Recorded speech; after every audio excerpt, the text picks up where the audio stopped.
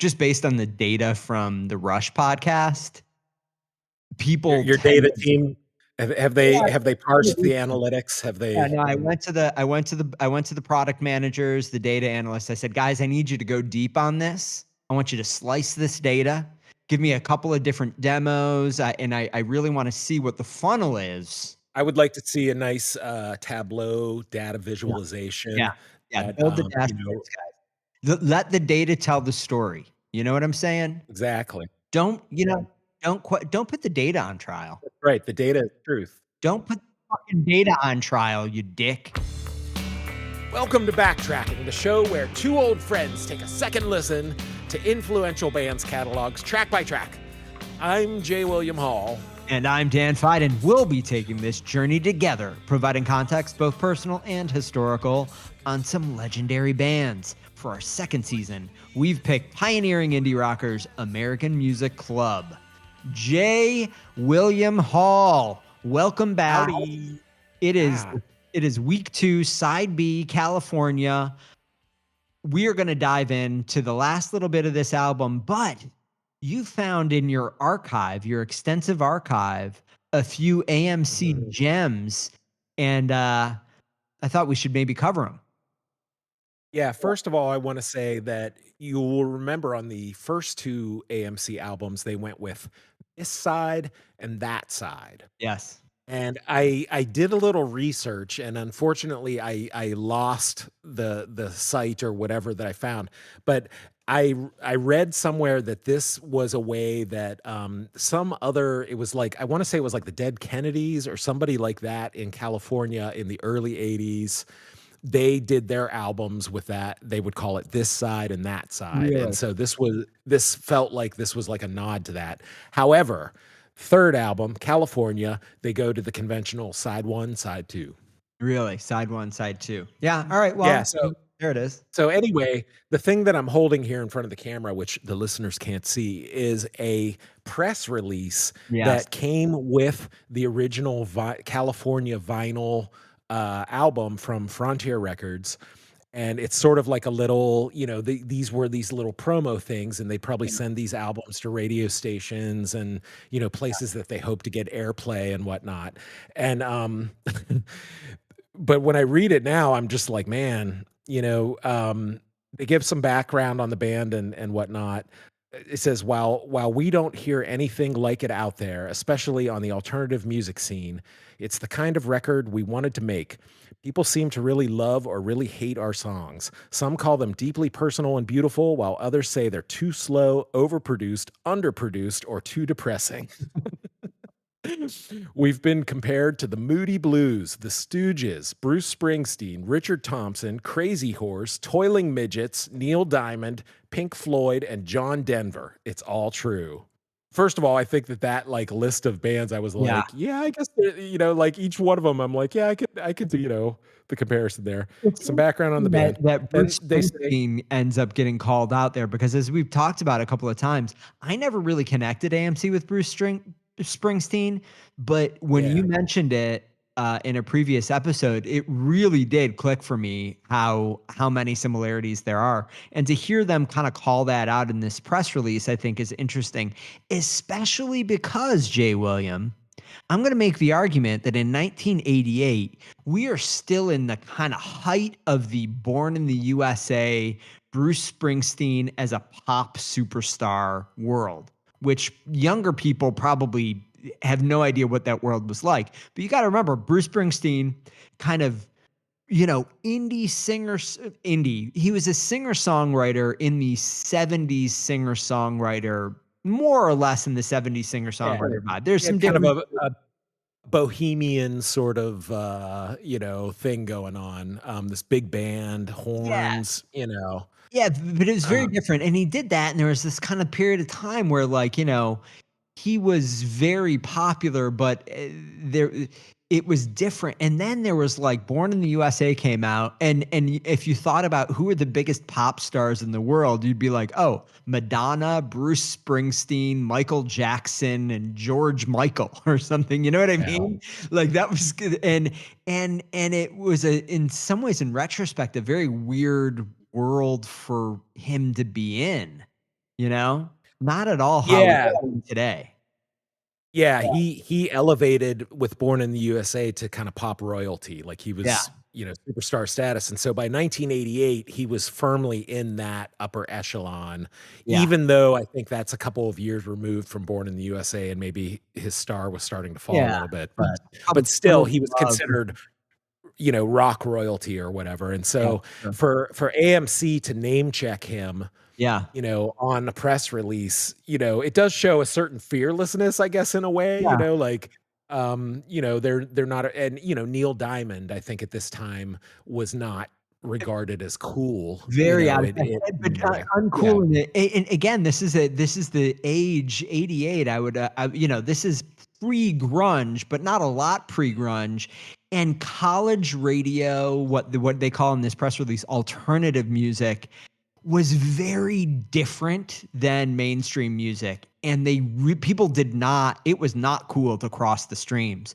So if you were like a self-proclaimed alternative band, for you to name check Bruce Springsteen for what Bruce Springsteen was in 1988 was like a pretty uncool thing to do, really, right? I mean, there is, people weren't running around talking about what a genius Springsteen was in '88 if you listen to And college music, right?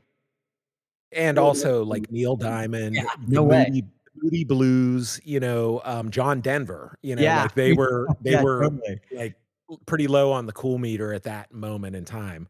So Yeah, that is kinda ballsy to even mention them, and then they say, "It's all true," and it's like, yeah, it kind of is. Like, when you think yeah, about each one of those bands and you can point to something in AMC that, is reminiscent. Um, but then, they close this thing out by saying, "To say that popular music is a wasteland at this point is an understatement. We'd like to be successful, but it almost seems like you have to apologize or disguise yourself when you write a real song or actually have something to say. We figure that if we have to take dumb pills to go to work every day, we shouldn't have to take them to play music, though it sounds corny.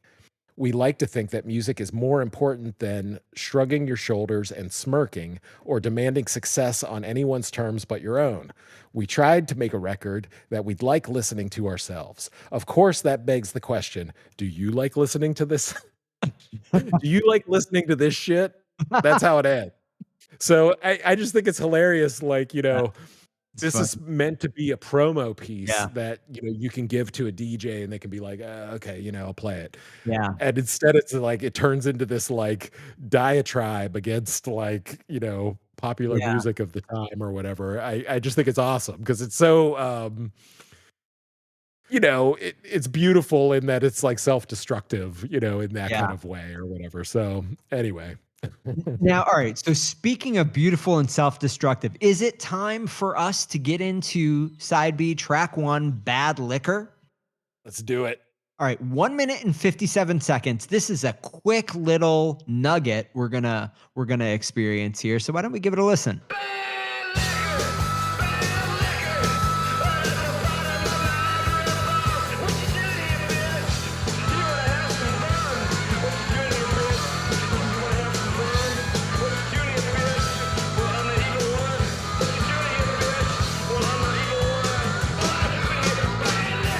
All right, Jay William, before we get into the music, which I think is definitely worth talking about, this is the first, there is a question that I think you need to address when dealing with American Music Club. And this is the point in our backtracking of the band where I started to ask this question.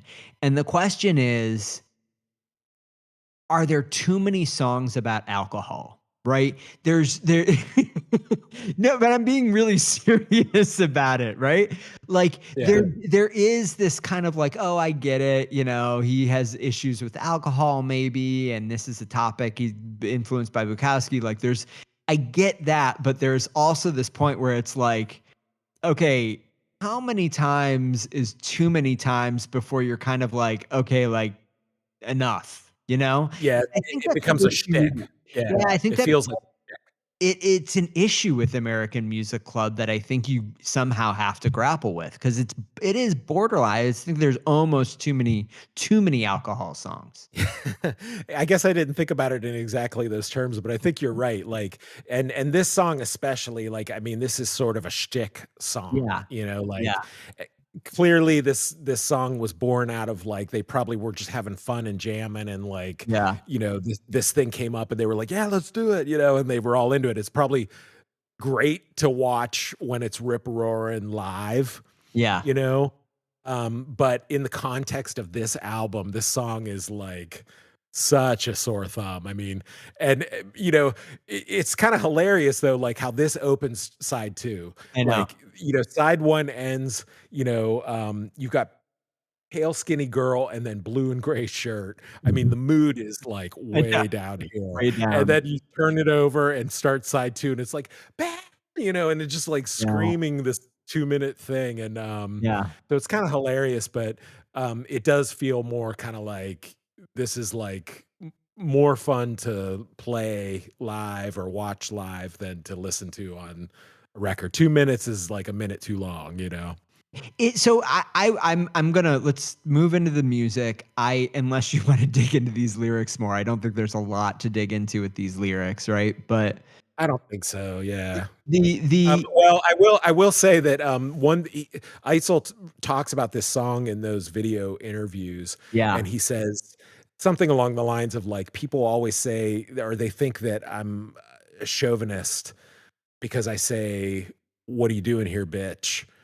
But I didn't mean that as, like, specifically at women. It was like, you could be saying that to another guy yeah, or whatever. It's just like you're just giving somebody shit in a bar, yeah, and, you know, but he repeats it so often, you know, that's like the chorus yeah, kind of, and, yeah, it just gets a little like, "Alright, already," you know, like, um, but I just thought yeah. that was interesting that he pointed that out.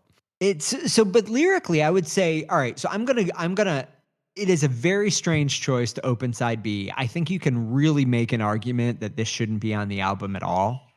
But On Jay Williams' revised track list, this one does not make the cut. It's a yeah, B-side. okay. Okay, so yeah, and I think that's like a legitimate argument you could make. But I'm gonna take the other side, okay? Just for a second. I'm not strongly, but I'm You're gonna you're playing both sides of the fence. You're arguing that you want it both ways. I am gonna play the devil's advocate here. This song has an almost a rockabilly feel, or I would say it actually does have a rockabilly feel, which I Yeah. think somehow at home sits with the more country feel of many of the songs on the album somehow better, right? Rockabilly and kind of country and western, I think, are they're not brother and sister, but they're cousins. And so I do think. This would be the genre that I believe is referred to as cowpunk. Oh, cowpunk. Okay, so yeah, I think that so you're talking about cowpunk would be like Hank Williams 3, maybe? Is that kinda. Yeah, you know, where it's kind of like hard rockin', but like Yeah. country Country sounding. inflected hard rock. Yeah.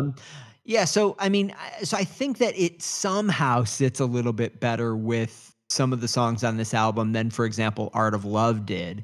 And it's inching towards Crab Walk, which I think is the first maybe is the I don't know if I want to say this with a lot of confidence, but that is one of these more confounding songs that comes on a later album, but that does somehow sit better within the context of the album than some of these earlier oddball tunes.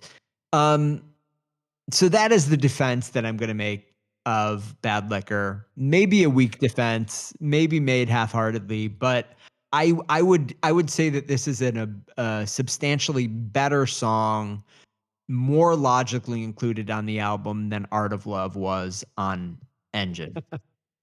Um, you know, prior to backtracking this, like Bad Liquor, I was like, I don't like that one." And I actually like when I, you know, converted this CD into my iTunes like back in 2005 or whatever.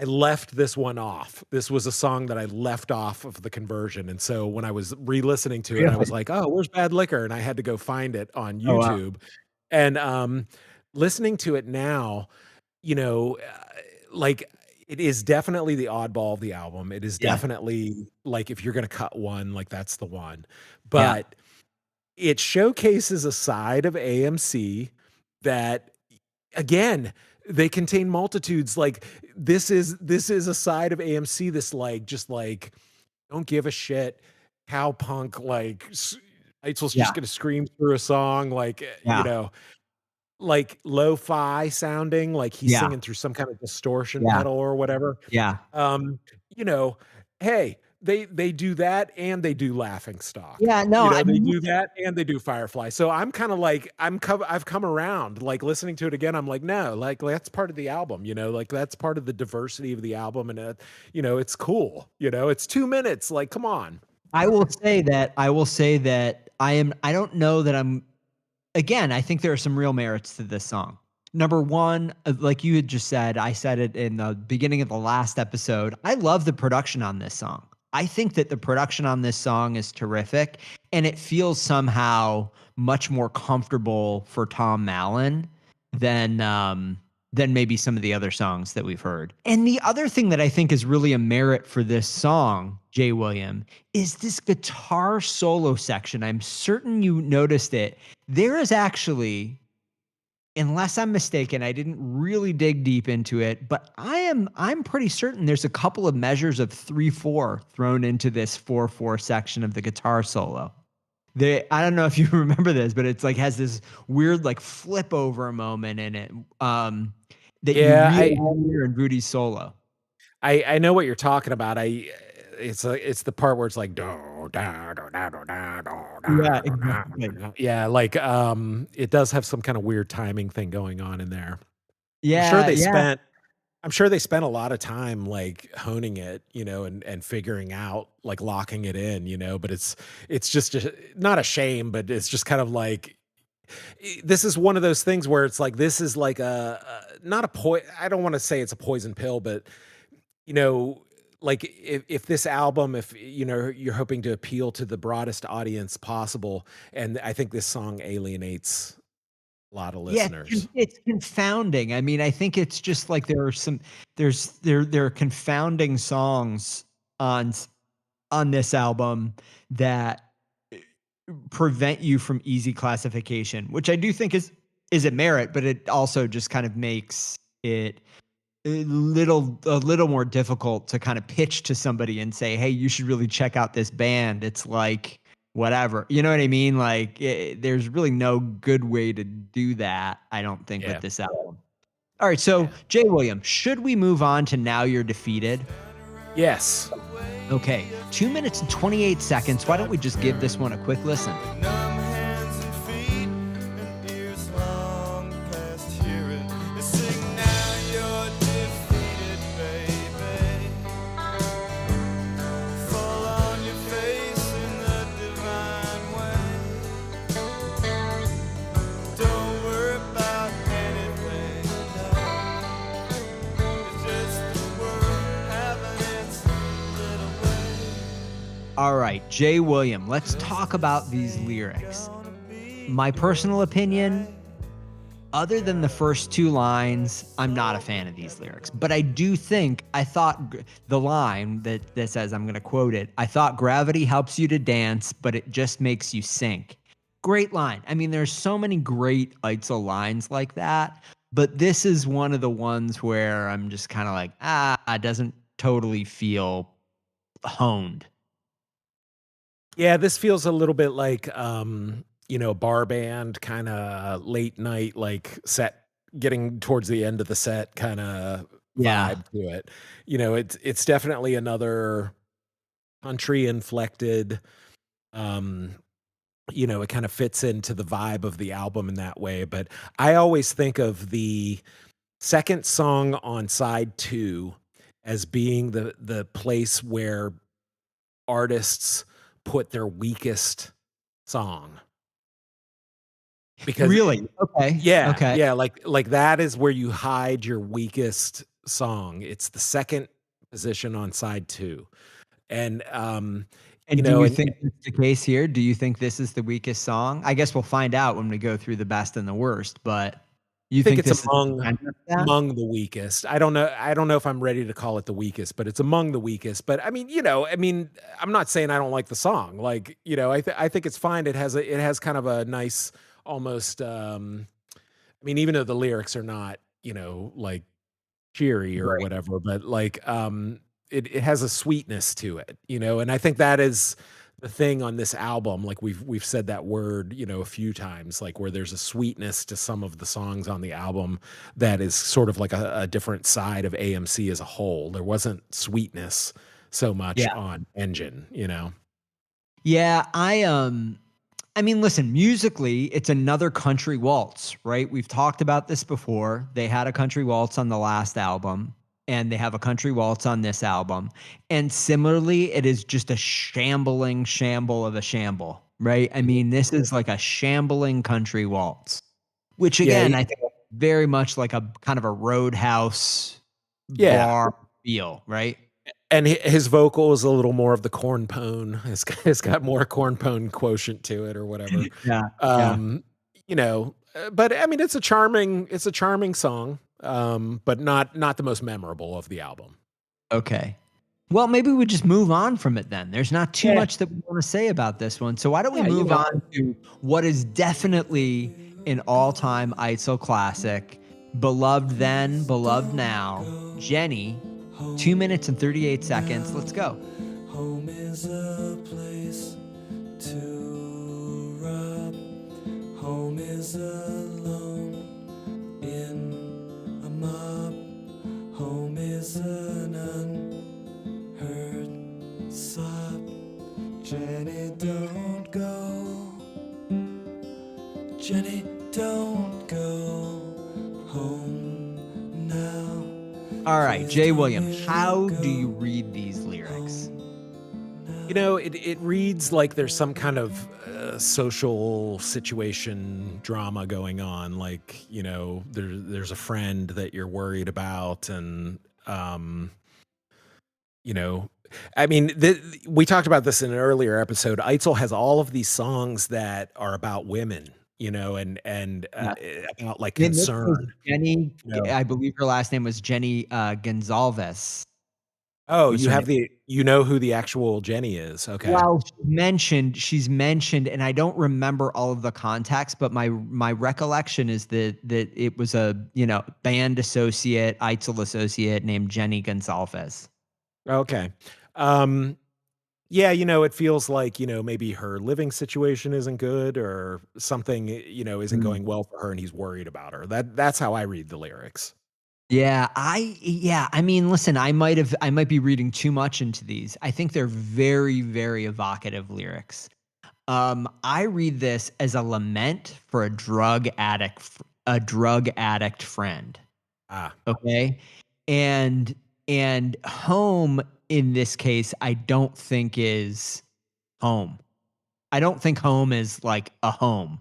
I think home is maybe death, maybe home is a stand-in for where she's going to go do drugs or something. But I feel like this is not just, hey, we're hanging out together at a party and it's really fun. And Jenny says she has to go home because like it's her curfew and he's saying, don't go. That's not the way I read these lyrics. I read these lyrics as a little bit more like, Jenny is, Jenny's got a drug problem, and this is, I don't know. It's heavy. The question is, why do I think that? Right. So, there are these lines like, home is a place, everyone here thinks that when they die, you will be there to let them in. Okay. Yes. So let them in where? Well, heaven, right? Right. When they die. And so what would that mean about Jenny? That means everyone here thinks Jenny's going to die first. Right. Right. But that Jenny is an angel. Yeah, sure. Like, yeah. She's angelic, but she's doomed to die first. Yeah. Yeah. I think that is the, and then he talks about home is a place to rob, home is alone in a mob, home is an unheard sob. I just kind of feel like, this is home here is a metaphor and not necessarily for a good thing. But anyway, I don't think we're gonna find the answer to this, certainly, but I do think that these are very, very evocative and very beautiful lyrics.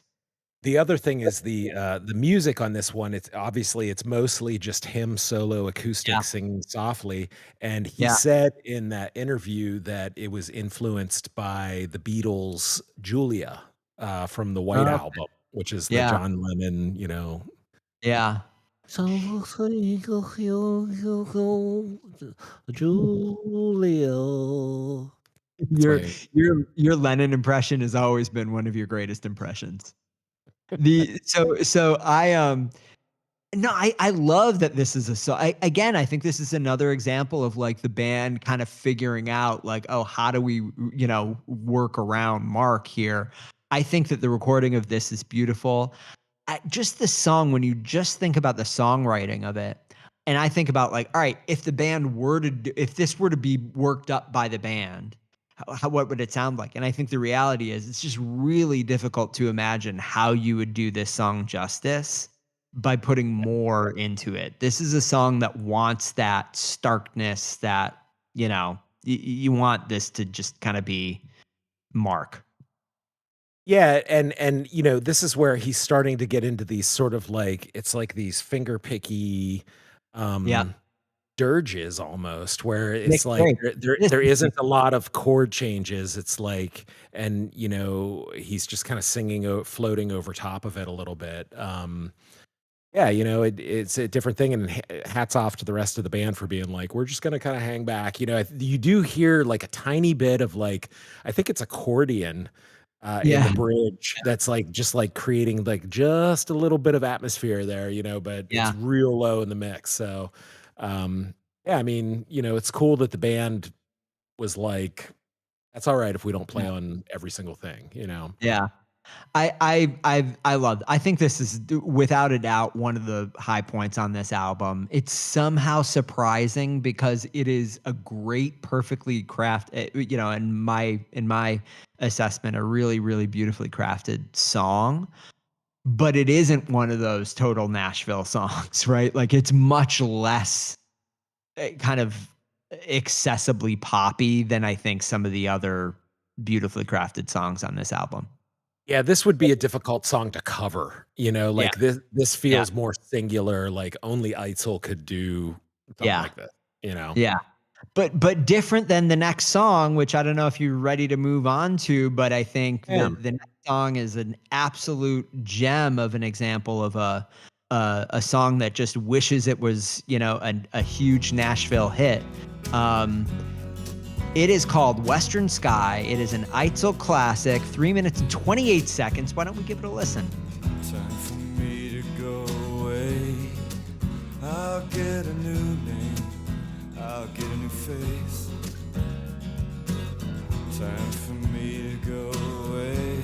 No, I don't belong in this place.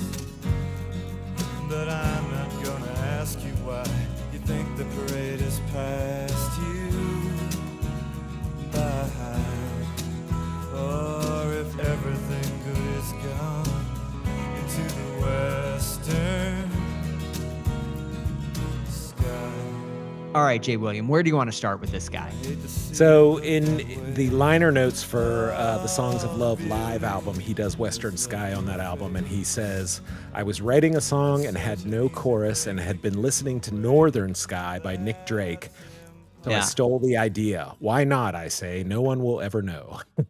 So, yeah, so clearly, like Nick Drake played a piece of this, but I don't, I mean, I can hear that kind of influence, I guess, but musically, I think it's, a little bit different than Nick Drake or whatever, but. Yeah, I think Jenny is a much more Nick Drake evocative song than Western Sky. I think Western Sky is again, it's a Nashville ballad. I mean, maybe I'm wrong about that, but like this really is one of these. Well, I have a God, note here that this one really reminds me of like those early Chris Isaac albums, like you could hear Chris Isaac singing this song, and I think, yeah. yeah, any Nashville-y, this could be a total countryed up, big ballad, beautiful song, great song. Yeah, I mean, all right, so let's jump back to the lyrics for a second. One of the things that I love about the lyrics on this song are that they're not overly complicated, they're not overly poetic. They're just straightforward sentiments that hit super hard. Like, I hate to see you look that way. All the beauty has left your face. I mean, he's just saying the thing, he's not dancing around the thing. He's saying the thing, but it is such a genuine expression and like very honest that the other one that I just love. I'll take you in my 2 weak hands, my 2 weak hands, not my 2 weak hands, not my Fortnite, my 2 weak hands.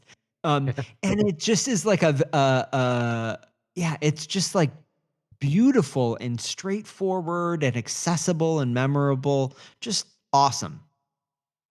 I agree. Yeah, it's like it's the interweaving of straightforward, maybe like more unpoetic expressions with super poetic lines and Yeah. really things that conjure a vision a little bit, take you in my 2 weak hands and I'll throw you so high.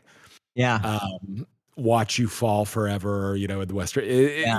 it's a blend of all of that stuff. And that's what creates, the atmosphere and the music supports that in this song, Yeah. like really, Yeah. really beautifully. Like the band just has this really gentle chug kind of Yeah. like going behind the whole thing. And they just kind of like hold it steady and Eitzel can kind of float over top and do his thing. And, yeah, I mean, this is one of, I think, this is like an AMC classic, this song. Total classic. And the other thing that I really want to point out and love about this song, I feel like while I think Bruce Caffin's work on this album is good everywhere it appears, and I do think it kind of is helping them coalesce what ultimately I think of as the signature AMC sound. I think the work on this song is the best by a long shot. It is so tasteful. It fits in with the rest of the instrumentation so beautifully. It isn't on Firefly. I think you could make the argument that the pedal steel is like a little too front and center.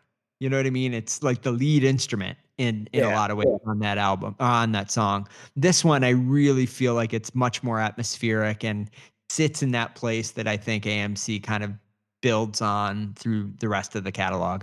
Yeah, I mean, this is a preview of where they're going. Like, this is Yeah. more of like the Everclear Yeah. sound. Yeah. Um, yeah, you know, one of the earlier songs I felt like was also like very evocative of Everclear, and it all has to do with that floaty pedal steel thing going on in Yeah. the background. Yeah. Yeah. Really beautiful. Well, is there more to say about Western Sky, or I mean, are we just kind of, agreeing that it's a classic? I have nothing more to say. All right, it's a classic. There it is. The jury is in, ladies and gentlemen, and Western Sky is a classic. It is now time to move on to Highway 5. The penultimate track. Penultimate track on this album. It is 3 minutes and 49 seconds. Let's go. In the sky, across your face, I'm an itch, it's driving you mad. Highway 5, Highway 5, Highway 5.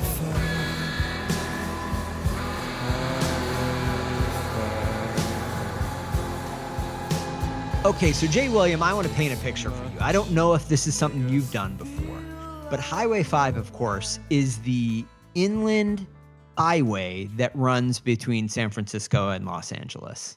There Okay. are there are basically 3 routes you can take from San Francisco to LA. There's Highway 1, which goes along the coast, which takes, a long time to get from San Francisco to LA. It takes like 15 hours or something.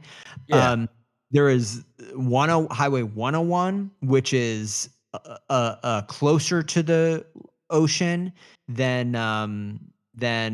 Highway 5. It's closer to Highway 1, but it's still a major highway. You can take that, and it takes like 10 hours to get down there, something like that. Highway 5, you've got to go into the valley, the Central Valley. So you come basically straight east from San Francisco till you're on the other side of the mountains. And so it's desert out there.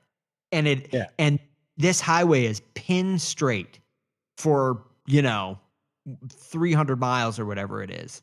Mm-hmm. And it is desolation out there. There is a certain beauty to it, but it is fucking desolate out there. It is not the California that I think most people think of. It feels much more like Nevada or something, right? And I wanted to set that table because this song not only is called Highway 5, but it is very much like a song that I think articulates the experience of going from San Francisco to LA for certain people.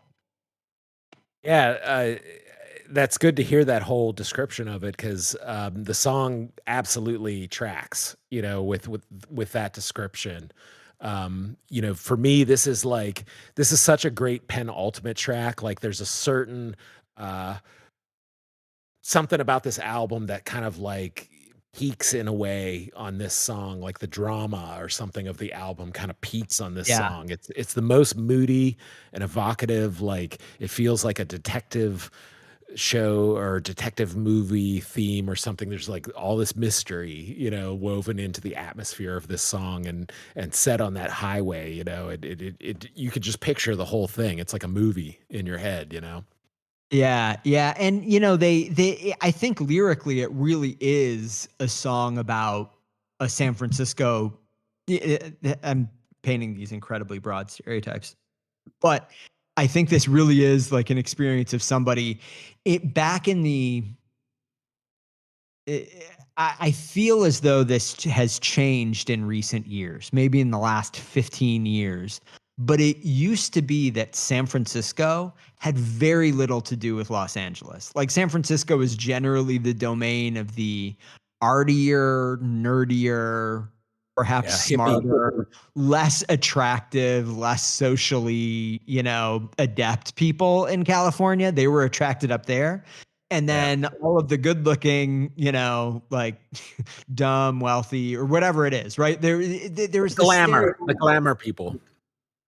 And there, it was a real kind of distaste for among San Francisco people for Los Angeles and what that city was and represented. And I feel like the lyrics in this song really are kind of that. You know what I mean? Yeah, the one thing that I noted when reading the lyrics is clearly he's driving north. So he's driving from Los Angeles to San Francisco. Because he says to the left, the landscape dead ends in the sky. To the right, the mountains rise high and dry. But yeah, then he takes that dig at Los Angeles in the final line of the song. So it's clear that the whole song has been leading up to that point that he wanted to make in the final line. Because prior to that, I mean, it feels like, oh, he's just describing driving on this highway or something. And, that it's like, no, he has a point to make about LA. Yeah. But I mean, I think that this is very much an experience of him as a musician trying to make an impact in the industry. This first true lines, try, leave a trace. And all we ever leave is a sour taste. Right. I think this is really like, this is about his experience of like, hating LA, like a lot of people did. And, that kind of sense of resentment. And anyway, I think it is I like these lyrics, but they're in some ways Yeah, I don't know. I mean, these lyrics were a surprise for me. These are not lyrics that I remembered at all from, my previous listens to this album, but I think they work really well. They articulate this very specific California thing really well. I'm a fan. This is one of the songs that rose in my estimation on Backtracking it. But can we talk about the music, because I think the music is incredibly interesting. Yeah, I think that this song, like, especially when you point out those first two lines, like, this probably is some kind of like commentary on their place in the music industry right now. Yeah. Because they clearly were really disappointed that Engine didn't catch fire. Like, they put so much work into it and tried to get it so perfect. And so, like, they're probably feeling a little bit like, fuck you with the industry in Hollywood and LA and that whole thing. But the music, I feel like, it is evocative of a desert, Yeah. dark desert landscape kind of. I mean, that is totally the atmosphere that they paint. It's really, towards the end, Voodie does get a little bit of crazy guitar going on or whatever, but it's also tasteful and just like, Yeah. it just paints the picture, as he's singing over top of it, and it all works beautifully in my opinion. I love that Voodie freak out at the end. I think that's one of my favorite things about the song. It's so haunting. And there is a la la la thing that Eitzel does over that whole end, which is like very kind of weirdly melodic and kind of strange. The end of this song is so Red House Painters. Okay? Like, this is the first two Red House Painters albums to a T. So, if you ever are looking around for the AMC catalog to see how Eitzel influenced Mark Kozlik, like, this is, I think, a really obvious one, right? Yeah. And this one also has like an ambient sort of bridge, like where everything just kind of comes to a halt, and he does Yeah. that whole like, to the Yeah. left, the whatever. And but it's like the drums, everything drops out. And it's just this like, all it is atmosphere. And this is like the third or fourth time on the album that they've done that on a song, and Yeah. so I feel like that's all part of the mystique. Yeah, yeah. Yeah, it's a great one. It's amazing. It is an amazing, amazing song. But Jay It, it Williams, it's definitely one of the with me the most this time listening. Like, this is the one that like just I find myself kind of thinking about it or really? whatever in the background. Oh, Yeah. that's interesting. Yeah, because there's so many so memorable songs, such like so many like Eitzel hits on this album, that and Highway 5 is not generally thought of as one of those. But Right, right. all right, so shall we move on to the closer for the Yes. album? It is Yes. Lost Harbor. It is 4 minutes and 35 seconds. It is time for us to close this one out, so let's give it a listen. Some of them never tell you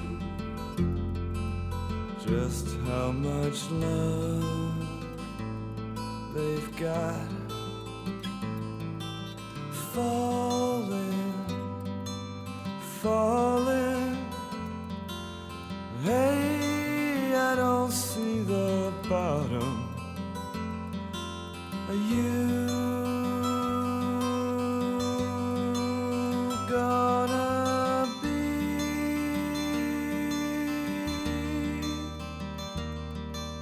my last harbor? Okay, Jay William, what do you have to say about this one? So in the liner notes for Songs of Love Live, he says it was going to be Safe Harbor after the bar or Snug Harbor after the bar. Then it became Last Harbor after I read Eugene O'Neill's play Darkness at the Edge of Night. Yeah. Okay. Well, I have to say I've never read Eugene O'Neill's play Darkness at the Edge of Night, so Nor difficult I. for me to. All right, well, good. So homework for all of you listeners, please go out and read this play. Once Right. when you're finished, why don't you hit us up at Backtracking Rocks ROX at Twitter and let us know what it's all about. The other thing is that during his interview, that video interview that's online, he says, quote, that this is the best song I wrote for the album. And he says it's about him and vacations, how to deal with a vacation. And I don't know if he's talking about like going home and Yeah. and visiting family and stuff. And but some of the lyrics I felt like fit that kind of scenario. Yeah, I don't, I mean, listen, he wrote the song, so he'd be the expert, but I felt like it was somehow more universal than that. I just think this is such a fucking pretty song. It Oh has yeah. this amazingly hopeful yearning, right? It is a yearning love song, and yet classically Eitzel, doomed, right? There is this undeniable sense of doom. He is asking this question literally in the song, are you going to be my last harbor? Right? Are you but somehow he knows the answer to that is no. That is what comes through. There is the hope that it's possible that whoever is the subject of this song is going to be the last harbor. But somehow it just is unmistakable as you listen to the song that he knows in his heart the answer is no. And it's that kind of, resignation again that I think is really, an undeniable vibe from this song. Yeah, I don't know if I'm looking at it like specifically. I don't know, if I think of it as like, he's back home and maybe he's like dealing with relatives or whatever who are asking him about like, how's the music career going and that kind Yeah. of thing. And it's like some of them are Yeah. phony or some of them are kind and it's phony. Some of them are kind and it's okay. Um, some of them smile and it's phony. Um, But then it seems like in the second half of the song, it's almost like he's like in a bar and is someone's trying to pick him up or something, Yeah. and Yeah. he's thinking about it, but like, you know, it seems doomed. Yes, there's a sense of doom over the whole situation. Yeah. I'm going to have to say that I think that the second verse followed by that, chorus, the repetition of the chorus at the end of the song is very, it's a very Nashville stretch. I think that some of them are kind and it's phony. Some of them are kind is that okay. Um, Memorable lines. I actually don't like that section of the lyric of the song on upon backtracking it. I like she'll soon find a way to make you feel fine. She's laughing as she's clapping her hands as she walks across your cup of wine.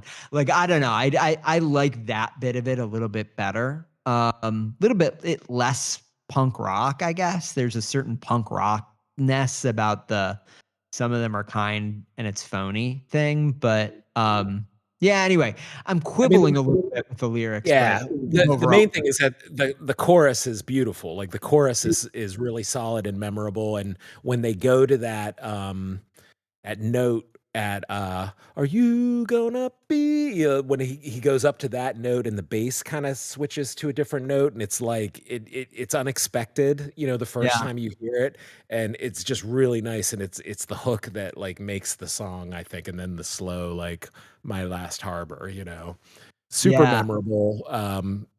Yeah, I mean, regardless of what the actual story is behind the lyrics, like it paints scenes and pictures that are, make you think about it, like Yeah. it's just evocative language. Yeah, so I will say on the again, it's some small little quibbles. I love that this ends the album. I think it is a great album ender. I Mhm. think the only thing musically that I would point out that there is a version of this song on Songs of Love Live, right? Which we're going to cover. I guess we'll be covering that in sometime in the Yeah, next few episodes here because I believe that was recorded after United Kingdom. believe so. Um, but the version of the song that appears on Songs of Love Live, that's a solo acoustic album, live acoustic album. it ends just completely starkly. He did, "Are you gonna be my last harbor?" And there's like, he just like stops playing guitar or something, right? But it just ends kind of like in this haunting way. And I kind of wish the band would have ended the song similarly on here, because I do think that that ending works a bit better for me than the way they've kind of done it on here. Yeah, I mean, it's nice what they do on here, but maybe it was a little Great. overthought, maybe not necessary, but, Yeah.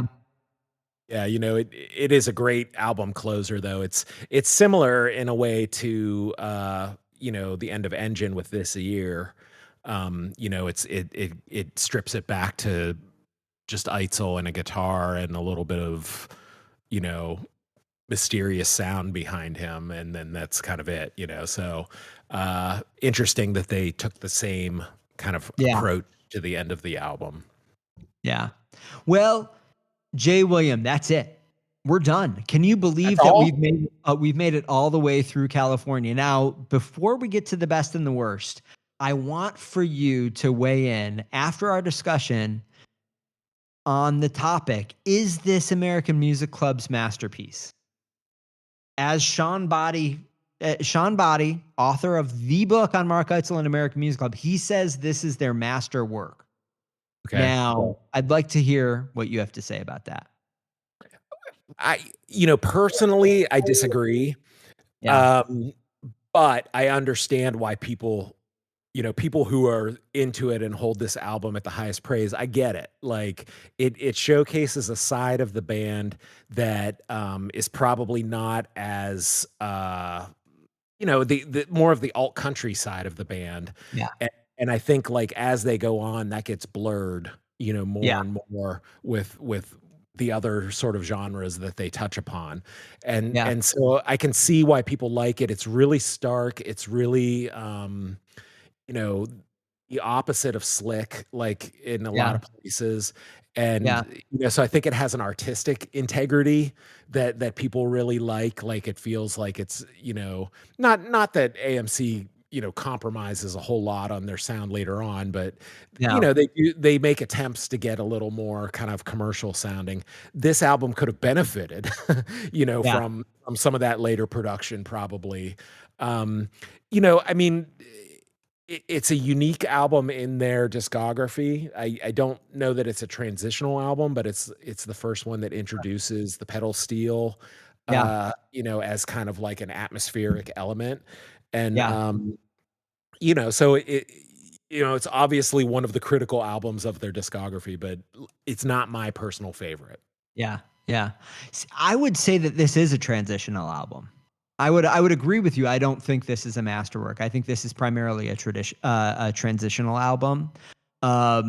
I think it's a good album. It's a really worthwhile album to listen to, and there's without a doubt some great songwriting on it.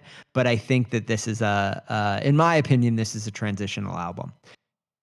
Okay, Jay William, the time has come. This is what everyone waits for in the podcast. They want to know, what is the worst song on American Music Club's California? Please tell us now. My nominee for worst song on American Music Club's California is Bad Liquor, which is not even that I don't like the song, like I ended up defending it. I went 180 degrees while we were talking about it. But just because it's such a tonal, like oddball, like in Yeah. the within the rest of the album. But I understand, at the time, like, why they wanted to showcase all sides of the band. Yeah. Because they did have such a wide, variety of sounds and looks and whatever. And this was an extreme, Yeah. side of the band that they were like, what the hell? We're going to throw it on there. Why not? Yeah. But it kind of disrupts the overarching mood of the album, I think. Yeah. Well, unfortunately, Jay William, I am sorry to report that is incorrect. That is Oh, incorrect. I'm going to tell you why. Yeah, I'm going to tell you why. So I spent a lot of time and wrestled with this topic quite a bit. I was able to narrow it down to 2 potential worst songs, and I will reveal at the end which one I've selected. The 2 potential worst songs are Laughingstock and Now You're Defeated. Yeah, that's right, and I'm gonna tell you why it was not Bad Liquor. I think it is an unusual song. It is a questionable inclusion on this album. However, I think it is a fully and perhaps almost perfectly realized version of whatever it is that they were trying to do. I don't think there are any flaws in that song itself, if that makes sense. I think it is a fully realized version of that kind of rockabilly, cowpunk, whatever Yeah. we want to call it. Whereas I think the other two, much less fully realized. They need to be baked a little bit longer. And I'm going to tell you, the worst song on the album is Now You're Defeated, actually. It is Now You're Defeated. A good song, there is a good song there. I just don't think they recorded it. Okay, but what is the best song? This is what people come out to see. What the best song is. This is the one that I really wrestle with, because before Backtracking, I probably would have been like, Firefly, but as much as I like that song now, the one that has stuck with me, like I said before, is Highway 5. Like that is the one that for whatever reason, like I feel like there's something about that song that only the full band could have produced, like it's not because there's so many songs on this album that are more or less Eitzel solo kind of performances with a little bit of, accoutrement. But Highway 5, it's like, I feel like when there's a song where it feels like the whole band was necessary to kind of like make this thing. And there's something very haunting about it. And it stuck with me more. Like that's a song I didn't really rate, prior to Backtracking. So I'm going to go with Highway 5. That's why we do it. We do it so that you can rediscover the albums, rediscover them by going track by track. Yeah. But I'm curious now, what is your favorite?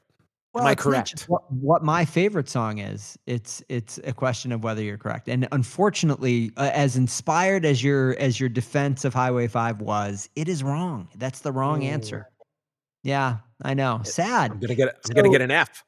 There are so many possibilities on this album.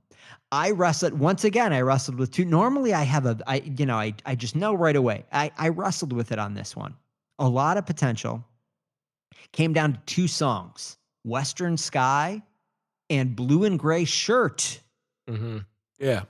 Those are both solid picks. Those are, in the pantheon of great Eitzel songs. They're in the pantheon of great Eitzel songs. And I'm going to say the best song on this album is actually Blue and Gray Shirt. I think the band's, what the band did with this song, it's understated but beautiful. It's just a perfectly realized song. It is an absolute classic. If you have not heard it, you've got to hear the whole song many times. It's great. And so with that, J. William Hall, we're done. We're done with California. Oh my God. Where do we go from here? What is the next album we're going to cover? Nevada? Oregon? I'm sorry, you're wrong again. You are batting 0. You're batting 0 right now. They just skipped over those states? Where did they go? Well, they went right to the United Kingdom. The next album we're going to cover is United Kingdom. That's right, J. William Hall. Now, I'm going to say this. We should verify. I believe that United Kingdom was recorded before Songs of Love Live. But they're in close proximity. I think that the next episodes will be United Kingdom, and then we'll do Songs of Love Live after that. That'll be the first Eitzel solo album, but those 2 are coming up fast. I have not listened to United Kingdom in a very long time. Nor I. Yeah, so this is going to be a rediscovery. So listen, Jay William, thank you again we got to remind people there's a subscribe button. You got to smash it. There's a like button. You got to punch it. You got to give it a 1-2, yeah. 1-2-1, like a 1-2-1 kind of combo. Stop pussyfooting around with that like button. You got to smack that to fucking tell it who's boss. Roundhouse kick. Take that thing down. Smash it. Kill it. Yeah. Do that and then share it with your friends. Write us a review, a 5-star review. You can write a review. Yeah, you can write a review and say some, constructive criticism in there, but you got to rate it 5. Because come on, guys. Who else is out there doing many, many hours on American Music Club? Nobody. Listen, even if it's not the most polished professional podcast, Wait a second. You've got to give it 5 stars for effort. You've got to give it 5 stars for intent. Oh, is that true? I don't believe in that A for effort thing. But, all right, trophies listen. For everybody. All right, so listen. We're going to be back next week. Thank you all for listening. United Kingdom coming up. Listen. Have a great week, everybody. Enjoy. Enjoy your week. It's beautiful to be alive. Bye-bye.